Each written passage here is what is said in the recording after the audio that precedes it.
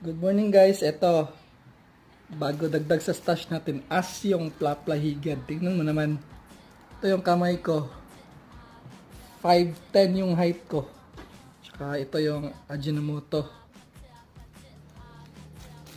Tingnan niyo naman guys kung gaano kalaki yan.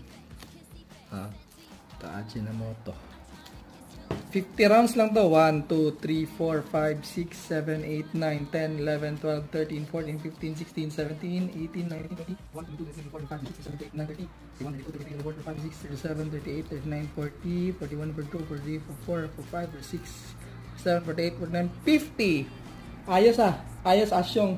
At isabit niya siya dito. Kasi baka tumilapon siya, di ba? Kailangan siyang isabit. So, solid. 2 pieces yan. Asyong plaplahigad. Thank you!